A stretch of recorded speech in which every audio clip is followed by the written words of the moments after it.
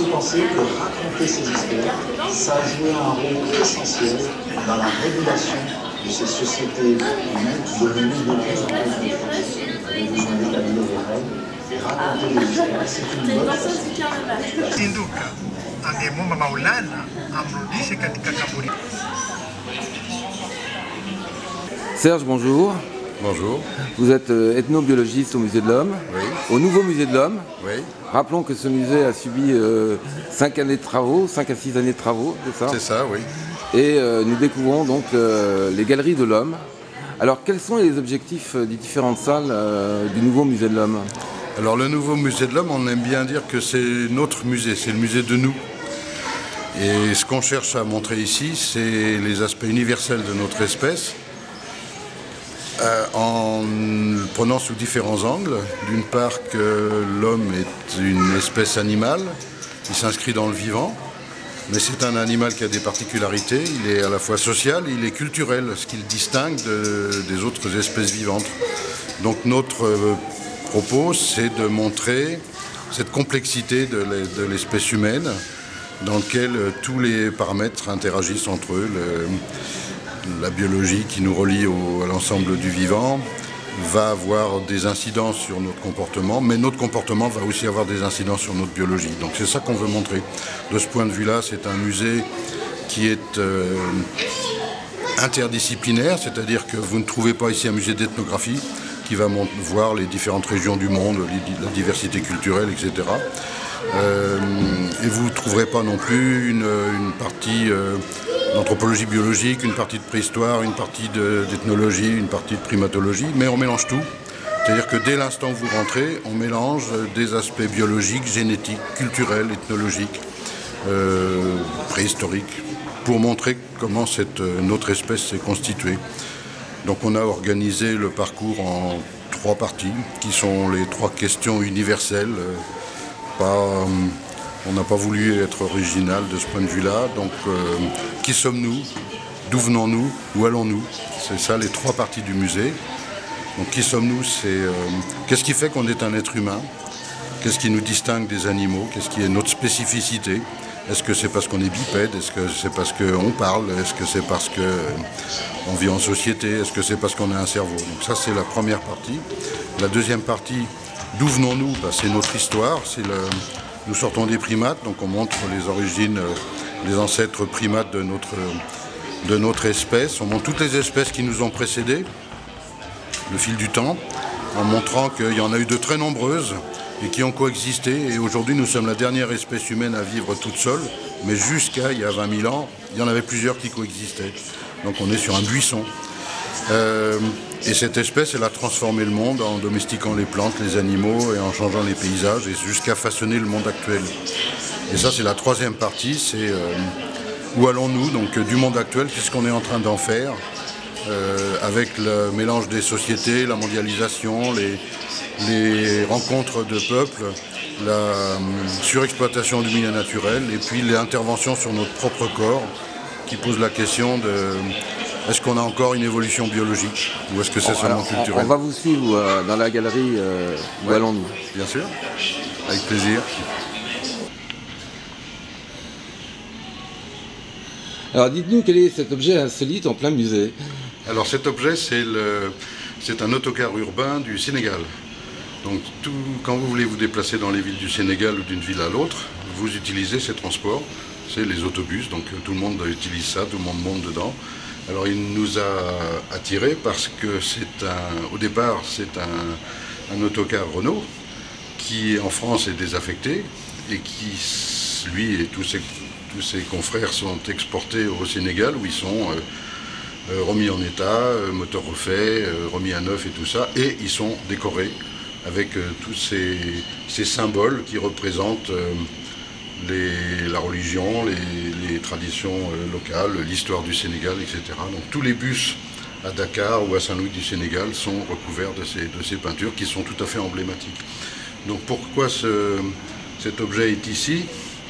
Précisément parce qu'il représente ce qu'on veut montrer dans la 3e partie, qui est que malgré la mondialisation, malgré le fait que Les peuples, les sociétés, les économies sont en contact les unes avec les autres, en compétition les unes avec les autres. Les objets circulent, les objets s'échangent, mais on ne devient pas tous pareils.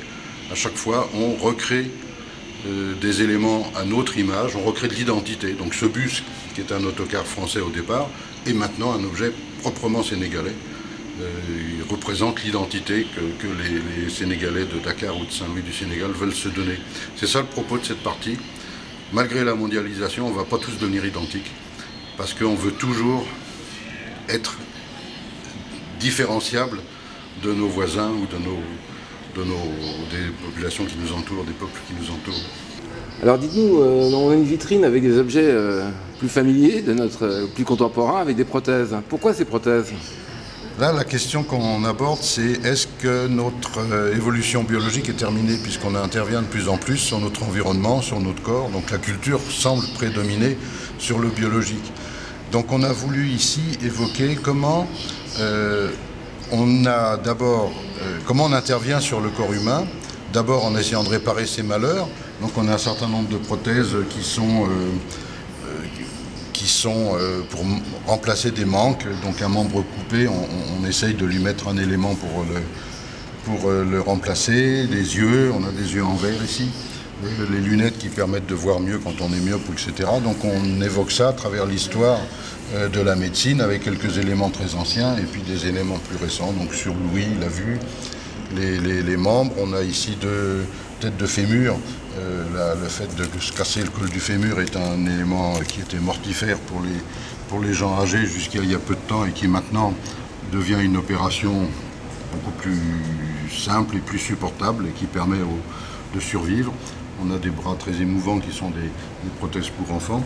Et de peu à peu, on va arriver non plus à l'élément qui est collé sur le corps, mais l'élément qui va s'introduire dans le corps avec les connexions qu'on arrive à opérer aujourd'hui des mains ou des bras qui sont greffés sur les terminaisons nerveuses jusqu'à avoir des éléments qui de plus en plus augmentent la capacité du corps avec cette question qu'on laisse irrésolue, à savoir est-ce que cette augmentation dépasse les éléments de reconstruction du corps pour l'augmenter en tant que d'augmenter ses capacités, même s'il n'a pas été amputé. Donc c'est un petit peu ça qu'on évoque dans cette partie. Et comme on ne veut pas donner de réponse, parce qu'on ne sait pas qu'est-ce qui va se passer dans le futur sur ces fameux hommes augmentés, ce qu'on appelle aussi le surhumain, on l'a imaginé avec des figures de bande dessinée qui sont des surhommes, des héros, hommes ou femmes, qui sont des êtres à moitié vivants, à moitié artificiels. Donc alors, on reste sur un point d'interrogation. On reste sur un point d'interrogation parce que finalement, nous, on n'a pas voulu se lancer dans des pronostics du futur parce qu'on sait que c'est ce qui est obsolète le plus rapidement. On va faire des pronostics et puis dans 10 ans, tout le monde dira qu'est-ce que c'était que ces idioties. Ça ne sera pas du tout passé comme ça. Quand on parlait de l'an 2000, quand j'étais enfant, on imaginait tout un tas de choses qui n'existent pas ou on n'imaginait pas du tout les choses qui existent, à savoir par exemple les téléphones portables ou des choses comme ça. Alors on a mis deux pièces très importantes pour nous qui sont... Non seulement on intervient sur notre corps, mais on intervient aussi sur nos décisions de procréation. Donc on a mis deux éléments au fond, là, qui sont d'une part une machine à échographie, ce qui permet à la mère et au père, mais surtout à la mère, de savoir quelle forme a son bébé, et donc éventuellement de choisir de le conserver ou pas, donc une intervention sur sa descendance.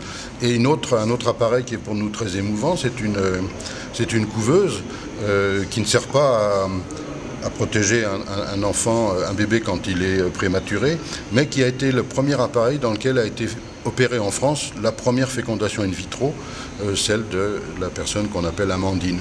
Donc on a voulu aussi montrer par là comment nous intervenons maintenant sur notre procréation et sur notre descendance.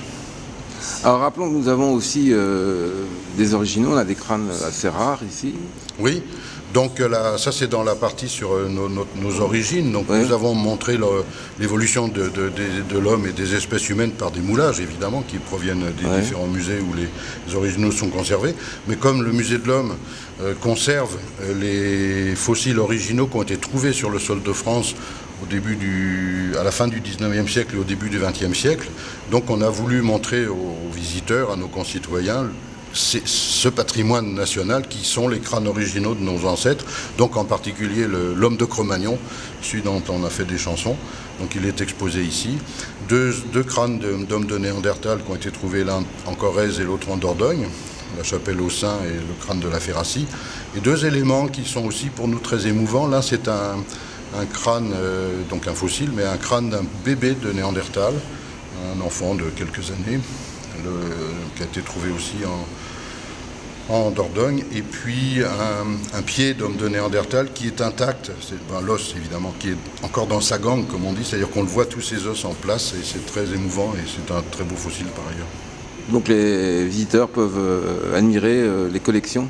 Tout à fait. Les collections du Musée de l'Homme? Les collections sont là, donc il y a ces objets qui sont très précieux, ils sont d'ailleurs présentés dans une pièce particulière avec un éclairage spécial, et il y a une autre pièce, petite enceinte assez émouvante, où on a présenté des sculptures originales du Paléolithique en ivoire ou en os, donc, et parmi lesquelles des très célèbres comme la Vénus de Lespugue, donc qui sont des créations artistiques qui ont 10 000 ans, 12 000 ans, 13 000 ans, et qui sont extrêmement émouvantes parce que quelques-unes sont d'une forme extrêmement moderne.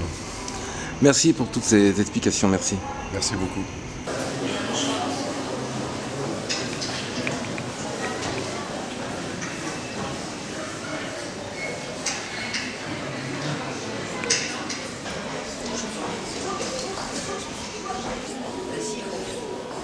Mais là, c'est comme ça. Quand je fais au plus rapide.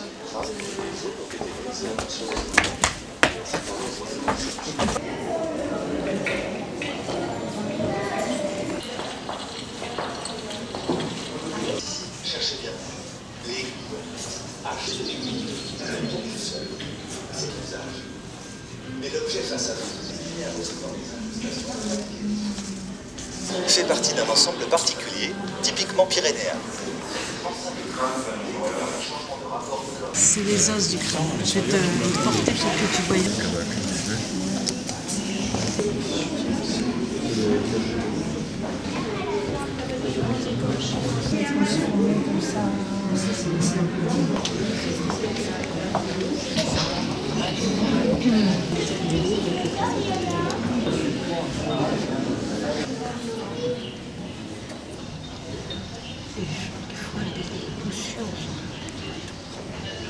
Sur certaines catégories sociales, ils sont assez...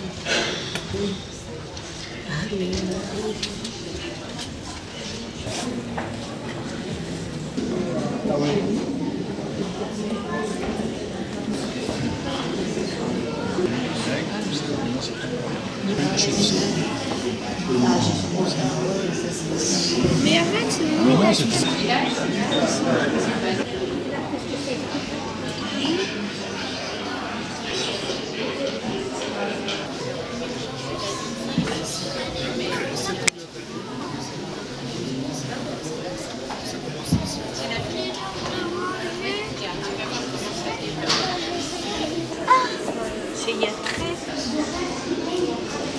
C'è una materia más suave. En haut, Regarde les tailleurs de pierre, ce qu'il faisait.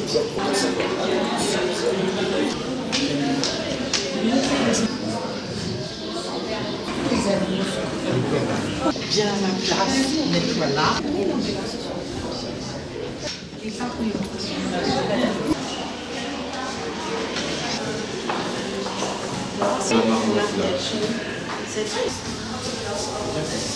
Oui, c'est la larme.